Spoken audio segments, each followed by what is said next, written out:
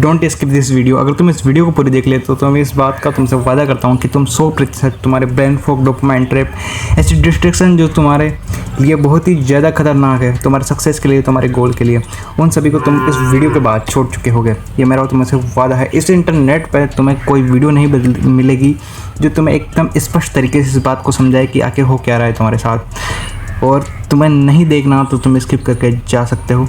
मुख्य बात मैं तुम्हें ये बताना चाहता हूँ कि तुम अपने माता पिता की इमेजिनेशन देखो, एक बार उनको अपने बौद्धिक रूप में देखो। उनकी हालत क्या है, तुम्हारी हालत क्या है, तुम कर क्या रहे हो। तुम 20-25 साल के हो, तुमने अभी तक किया क्या है। एक बार पीछे एक बार नज़र मारो, तुम्हें खुद पता चलेगा कि तुम किस प्रकार से डिस्ट्रैक्टेड हो चुके हो।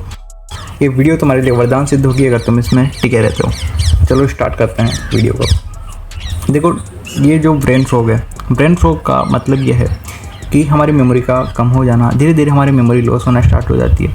या कभी कभी हमारे साथ ऐसा होता है कि हम कुछ पढ़ रहे होते हैं और पढ़ने के बाद हमें पता चलता है कि हमें कुछ पता ही नहीं रहा।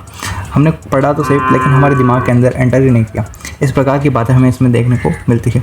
ब्रेन फॉग एक बहुत ही आम समस्या है जो कि इस सोशल मीडिया के ज़माने में, जब हम अनेकों प्रकार के सोशल मीडिया ऐप्स यूज़ करते हैं, इंस्टाग्राम, यूट्यूब या इन अदर फैक्टर्स जो भी हम यूज़ करते हैं, जो इसके लिए जिम्मेदार है।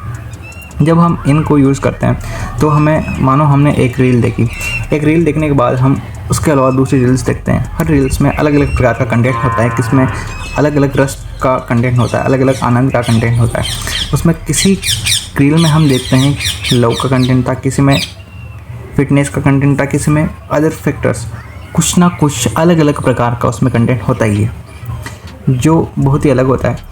जब हम इस प्रकार के बार बार देखते हैं तो हमें एक तो फोमो होने लगता है, धीरे धीरे FOMO, fear of out something missing.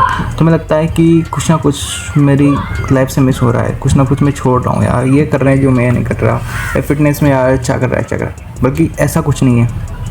वो आदमी तुम्हें वही दिखा रहे हैं जो उनका एक स्पेशल मोमेंट है, जो उन्होंने कुछ हैप्पी वाला मोमेंट है ना उनका, जो उनके सक्सेस के क्षण है, सफलता के क्षण है, वही तुम्हें दिखा रहे हो और कुछ नहीं दिखा रहे हो। तो तुम स्ट्रगल नहीं दिखा रहे, वो नहीं दिखा रहे। तुम अगर किसी से मोटिवेट होते हो वीडियोस को देखकर, तो तुम भाई एक समय के लिए तुम्हारे लिए मोटिवेशन काम करेगा, बाद में काम नहीं करेगा।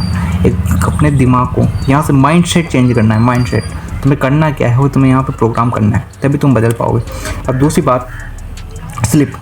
जब हम सो रहे होते हैं तो हमारा ब्रेन दिन रात काम कर रहा होता है। स्लीप एक ऐसी प्रोसेस है जो कि हमारा ब्रेन इसमें हमारी मेमोरी को मेमोराइज करता है। हमारा शरीर, हमारी बॉडी इसमें करती क्या है, हमारी सेल्स, मसल्स, टिश्यूज़ को रिपेयर करती है, हमारे हार्मोन को बैलेंस करती है, हमारे दिन भर में एकत्र की गई मेमोरीज़ को मेमोराइज करती है। और 4 स्टेजेस में हम स्लीप के 5 से 6 सर्कल पूरे करते हैं। हर स्लीप सर्कल कुछ ना कुछ अपने आप में कुछ महत्व दिए हुए हैं। फर्स्ट स्लीप सर्कल N1 होता है, जिसमें हम अपने नींद में प्रवेश कर रहे होते हैं। हमारी मांसपेशियां और हमारा शरीर हल्का हल्का ढीला होने लगता है। इसी में हमें जैकार्ड देखने को मिलता है। कभी कभी हम अचानक से सो रहे होते हैं और हमें अचानक से एक झटका लगता है, ऐसा भी हमें कभी उसमें देखने को मिलता है। N2 ये वो स्टेज होती है जब नींद में हम प्रवेश कर चुके होते हैं, हमारे शरीर का टेम्परेचर हल्का हल्का गिरने लगता है और इसमें हमें एक अच्छी प्रकार से नींद आना धीरे धीरे स्टार्ट हो जाती है। और लगभग इसमें हम अपनी नींद का 50 से 55% तक हिस्सा हम इसमें अपना व्यतीत करते हैं। थर्ड स्टेज होती है, ये वही स्टेज है जिसमें थर्ड वाली N3, इसमें हम अपनी मेमोरी को मेमोराइज करता है हमारा ब्रेन, हमारे सेल्स और टिश्यूज रिपेयर होते हैं, हार्मोन्स बैलेंस होते हैं। इसके बाद फोर्थ जो स्लीप आती है उसे REM कहते हैं। इसमें हमारा ब्रेन हाईली एक्टिव होता है, बहुत ही ज़्यादा एक्टिव होता है और हमारी बॉडी लगभग पैरालाइज्ड होती है, लगभग ऐसे पड़ी रहती है मुर्दा लाश की तरह। तभी इसमें इमोशनल मेमोरीज अधिकतर प्रोसेस होती है। जब हम सो रहे होते हैं तो हमारे इतने सारे सपने चल रहे होते हैं, सबसे ज़्यादा सपने भी इसी स्टेज में आते हैं। नाइटफॉल जैसी समस्या तुम्हें इसी स्टेज में देखने को मिलेगी, क्योंकि तुम्हारा ब्रेन इतना पावरफुल होता है इस टाइम पे, जो मान रहा है ना वो कर रहा है। बस तुम्हारा शरीर को इस प्रकार के सिग्नल दे रहा है, जो उसने मान लिया वो कर लेगा, ऐसा मान लो। इस प्रकार के सिग्नल्स हमें देखने को मिलते हैं। तीसरी चीज़ आती है डिस्ट्रैक्शन। देखो डिस्ट्रैक्शन में होता क्या है, डिस्ट्रैक्शन का मुख्य ये है, जब तुम डिस्ट्रैक्ट होते हो, फ़ोन देख रहे हो, रील्स देख रहे हो, नोटिफिकेशन देख रहे हो, जब भी तुम्हारा ब्रेन तुम्हारे ध्यान को बदलता है तो उसकी एनर्जी खपत होती है। हमारा ब्रेन हमारे शरीर का एकमात्र ऐसा पार्ट है जो कि हमारे टोटल वजन का 2% होता है, फिर भी यह हमारी बॉडी की सबसे ज़्यादा एनर्जी कंज्यूम करता है। लगभग 20% तक यह एनर्जी कंज्यूम करता है। अगर यह ओवर थिंकिंग कर रहा है, तुम दिन रात कहीं ना कहीं बहुत सारे विचार सोच रहे हो, तो लगभग के 36% तक ऊर्जा ख़त्म कर सकता है। इसलिए तुम्हें दिन रात ओवर थिंकिंग और विचार करते रहते हो। जब तुम्हें अचानक से थका हुआ महसूस होता है और सारा दिन थका थका महसूस होता है, ये लेजीनेस, हाँ, ये ब्रेन फटीग जैसी चीज़ें तुम्हें देखने को मिलती है। इसलिए अगर तुम इससे उभरना चाहते हो तो स्वाभाविक सी बात है, मोबाइल का लिमिट में यूज़ करो। जो भी चीज़ तुम यूज़ कर रहे हो उसको अपने, देखो तुम्हारी यहाँ पे एनर्जी खर्च हो रही है, तुम्हें लग रहा है कि ये सही चीज़ नहीं है, तो कहीं ना कहीं रूप से उसका रूपांतरण तुम्हें उस जगह पर कर देना है जहाँ पर तुम्हें वो चाहिए, जिसे तुम डायरेक्टली चाहते हो, जो तुम्हारा मुख्य उद्देश्य है, मुख्य गोल है। कैसे प्रोग्राम करना है? देखो 2 चीज़ें हमें देखने को मिलेगी जब हम ये कर रहे होंगे, कंसिस्टेंसी, डिसिप्लिन। जब कंसिस्टेंसी की बात करें तो ये नहीं है कि तुम लगातार आज पढ़ रहे हो, कल भी पढ़ रहे हो, फिर भी पढ़ रहे हो। अगर तुमने स्टार्ट किया है आज, तो आज पढ़ोगे, कल पढ़ोगे, तीसरे दिन हो सकता है वापस नीचे गिर जाओ।